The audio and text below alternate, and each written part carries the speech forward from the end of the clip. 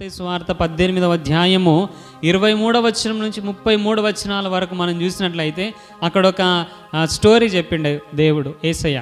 ఏం స్టోరీ చెప్పిండు? ఒక ఆయనట ఒక యజమానునికి ఎన్ని తలాంతులు వచ్చి ఉన్నాడట?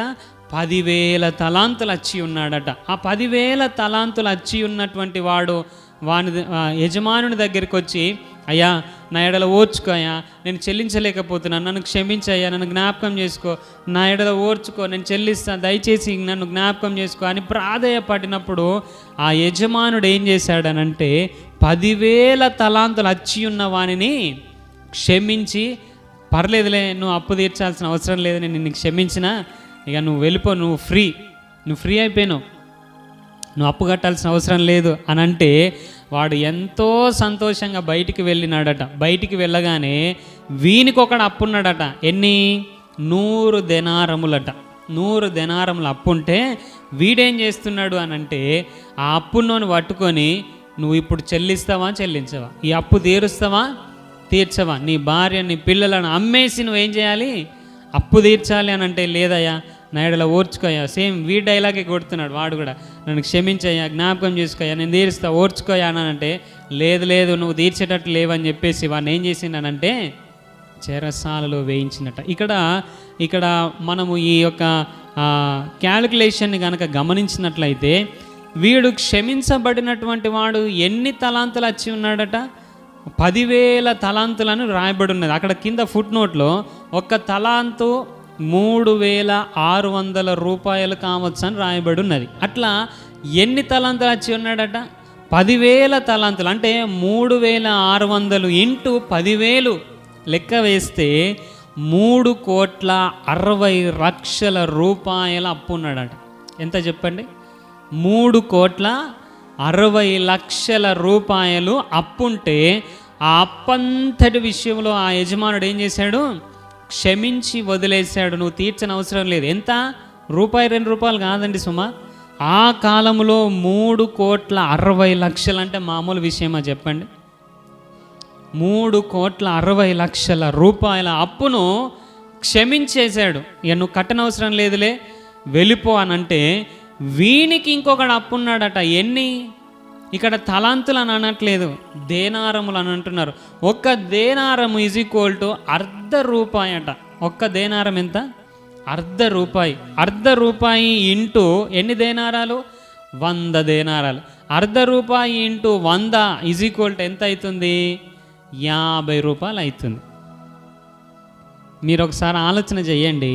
వీడెంత అప్పుండే? 3,60,00,000 అప్పుంటే వీని యజమానుడు క్షమించిండు. అయితే వీనికి ఇంకొకటి అప్పున్నాడు. ఎంత? ₹50 అప్పున్నాడు. ₹50 ఎక్కడ? 3,60,00,000 ఎక్కడ చెప్పండి?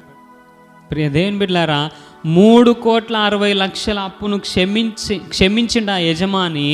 క్షమించబడినటువంటి వీడు చిన్న అమౌంట్, అసలు దాంట్లో ఒక పైసా మందం కూడా కాదు కదా. ₹50 అని అంటే పెద్ద లెక్కేం కాదు ప్రియ దేవుని బిడ్డలారా. ఆ ₹50 కొరకు వీడు ఏం చేస్తున్నాడు అంటే, నీ భార్య నమ్ము, నీ పిల్లలు నమ్ము, అప్పు కడతావా లేదా అని మెడ మీద కత్తి పెట్టుకొని కూర్చున్నాడు. వాడు క్షమించయ్యా అని అంటే, లేదు నువ్వు ఇప్పుడు కట్టాలని అంటే, కట్టలేని స్థితిలో ఉన్నానయ్యా అని అంటే వినకుండా వాడిని ఏం చేసిందట? ₹50 కొరకు జైల్లో వేసిందట. ఈ సంఘటన అంతటిని చూస్తున్నారు చాలామంది. చూసినటువంటి వారు ఏం చేశారనంటే, ఈ 3,60,00,000 అప్పున్న ఆ యజమానుని దగ్గరికి వెళ్ళి, అయ్యా 3,60,00,000 అప్పును నువ్వు క్షమిస్తే వానికి ఇంకొకడు ₹50 అప్పున్నాడు, వాడు క్షమించకుండా ఇగో ఇట్లా చేసిండు, వాడిని జైల్లో వేసిండు అని అంటే, తిరిగి ఆ యజమానుడు వాడిని పిలిచి, అయ్యా నీవు అప్పున్న 3,60,00,000 అప్పును నేను క్షమించిన కదా, నేను నిన్ను క్షమించిన ప్రకారం చిన్న అమౌంట్ కదరా, చిన్న అమౌంట్, అది దేనికి లెక్క అయితే? ₹50 దేనికి లెక్క అయితే?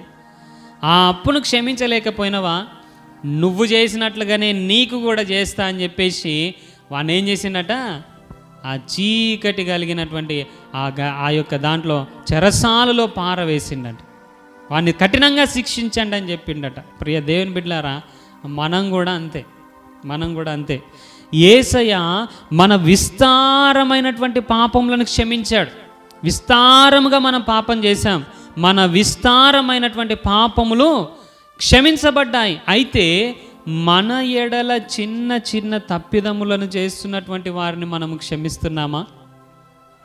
దేవుని బిడ్డలు ఒకసారి ఆలోచన చేయాలి. మనము చేసినటువంటి విస్తార పాపములు దేవుడు మనల్ని క్షమించాడు. క్షమించి అక్కడితో ఆగిపోలేదు. మనం ఇంకా స్టిల్ మనం చేస్తున్నటువంటి పాపములను కూడా క్షమిస్తూ వస్తూ ఉన్నాడు. ఎప్పుడో చేసినాం, క్షమించింది, అయిపోయింది, ఇక పరిశుద్ధంగా బ్రతుకుతున్నామా? లేదు, ఇంకా కంటిన్యూ చేస్తున్నాం. ఏదో ఒక దాంట్లో మిస్టేక్ జరుగుతుంది, ఏదో ఒక దాంట్లో తప్పిపోతూ ఉన్నాం. దేవుని బిడ్డలారా, మన విస్తార పాపములు క్షమించబడ్డాయి. అయితే మన ఎడల చిన్న తప్పిదము చేసినటువంటి వారిని మనము క్షమించలేకపోగా ఇంకా మస్తు ఫీల్ అవుతాం మనం. అబ్బా, ఇంత ఘోరంగా చేస్తాడు. అందుకే ఒక సహోదరుడు ఏమన్నాడనంటే, మన పాపములు ఎప్పుడు, మన తప్పులు ఎప్పుడు కూడా వెనక జేబులో పెట్టుకుంటామట. ఎదుటోని తప్పులు మనం ఎక్కడ పెట్టుకుంటామట? ముంగట జేబులో పెట్టుకుంటామట. దేవుని బిడ్డలారా, దేవుడు మన విస్తార పాపములను క్షమించి ఉన్నాడు.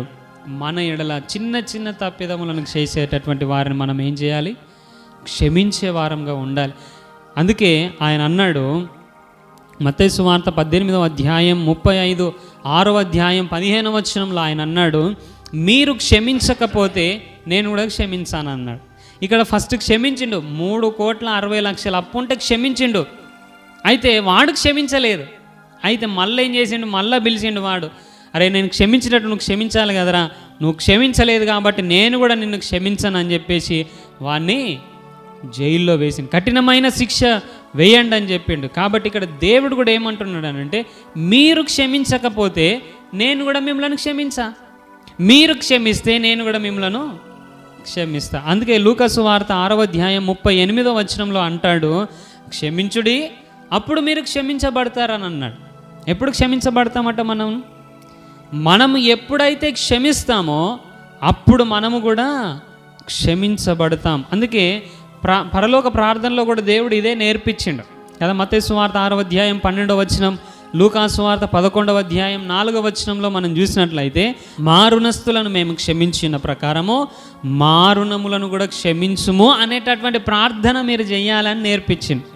ఈ ప్రార్థన మనం చేస్తున్నామా చెప్పండి? ఆ ధైర్యం మనకున్నదా? తండ్రి, మా ఎడల తప్పిదములను చేసినటువంటి వారిని మేము క్షమించినాము, దయచేసి మా తప్పులను కూడా క్షమించవా అని అడుగుతామా? అట్లా అడగం. మనం ఏం అడుగుతాం తెలుసా? అయ్యా నా తప్పులను క్షమించయ్యా, అయ్యా నా తప్పులను క్షమించయ్యా అని అడుగుతాం. కానీ ఇక్కడ ఏం ప్రార్థన చేయాలట? ఏం ప్రార్థన చేయమని చెప్తున్నాడు దేవుడు అని అంటే, మేము క్షమించి ఉన్నట్లుగా మమ్మలను క్షమించమని. దేవుని బిడ్డలారా, ఎంతమంది ఏం చేస్తున్నాం ఈ ప్రార్థన? ఎంతమంది మేము చేస్తున్నాం? మేము క్షమించినట్లుగా మమ్మల్ని క్షమించమని మనం అడగగలుగుతామా? అంత దమ్మున్నదా మనకు? అంత మంచి మనస్సున్నదా? మనం అడుగుతాం, మమ్మల్ని క్షమించయ్యా క్షమించయ్యా అని అడుగుతాం. కానీ ఇక్కడ ప్రార్థన నేర్పిస్తున్నాడు దేవుడు, మేము క్షమించినట్లుగా మమ్మలను క్షమించు అని.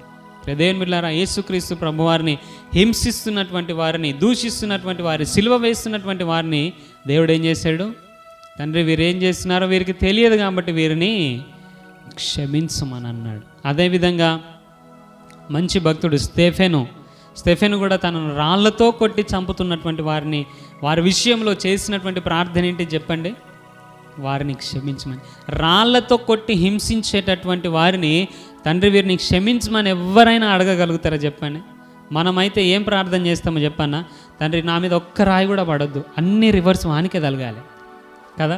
ఇట్లుంటుంది మన ప్రార్థన. ఆ రాళ్ళు చేతిలో పట్టుకున్నతోటే ఒకటే ప్రార్థన చేస్తాం మనం, తండ్రి నేను ఎట్లా అంటానో నీకు తెలుసు, నీ సేవ కొరకే నిలబడ్డా కాబట్టి ఒక్క రాయి నా మీద పడొద్దు, వాళ్ళు విసిరిన్లా అంతకంటే ఫోర్స్ ఎక్కువ వాళ్ళకి తాకాలి అని ప్రార్థన చేస్తాం. దేవుని బిడ్డలారా, అలాంటి ప్రార్థనలు కాదు. ఏమని చెప్తున్నాడు? మేము క్షమించి ఉన్న ప్రకారము మమ్ములను కూడా క్షమించండి అని ప్రార్థన చేయాలట. అందుకే ఒక మాట అన్నాడు దేవుడు, రాతి గుండెను మీలో నుంచి తీసివేసి ఏం గుండెనిస్తానన్నాడు? మెత్తని మాంసం గుండెనట. మామూలు మాంసం కాదు. ఎలాంటి మాంసం అట? మెత్తని మాంసం గుండె. ఇప్పుడు మీరు ఒక బంతిని పట్టుకోండి, ఒక బంతిని పట్టుకొని రాయి మీద విసిరండి, మళ్ళీ ఏమవుతుంది? అది మళ్ళీ అంతే ఫోర్స్ తోటి రివర్స్ వస్తుంది. అదే ఒక మాంసం ముద్ద మీద, మెత్తని మాంసం ముద్ద మీద బంతిని విసిరండి, వస్తుందా? రాదు. దేవుని బిడ్డలారా, మన హృదయాలను, ఎలాంటి హృదయాలను ఇచ్చాడట? ఎలాంటి గుండెనిచ్చినాడట? రాతి గుండెను తీసివేసి, ఇది వరకు క్షమించలేనటువంటి గుణం ఉండే, ఇది వరకు మనము ఎప్పుడైతే మనల్ని ఒకరు అంటారో వెంటనే మనము అదే విధంగా రెస్పాండ్ అయ్యి, అంతే కోపంతో మనము ఫీల్ అయ్యి, అదే విధంగా పగ తీర్చుకున్నటువంటి గుండె మనకుండే, ఆ మనసు మనకుండే. అయితే అది తీసివేసి మనకు ఎలాంటి మనసు ఇచ్చినాడట? మెత్తని మాంసపు గుండె ఇచ్చినాడట. అప్పుడు మన మీదికి వచ్చినటువంటి మాటలు, మన మీదికి వచ్చినటువంటి నిందలు, మన మీదికి వచ్చినటువంటి అవమానాలను మళ్ళా మనం రివర్స్ పంపించాలా? లేదు ప్రియ దేవుని బిడ్డలారా. ఏమని చెప్పాలనంటే, క్షమించండి అని ప్రార్థన చేయాలట. క్షమించే గుణము కలిగినటువంటి వారముగా ఉండాలట ప్రియ.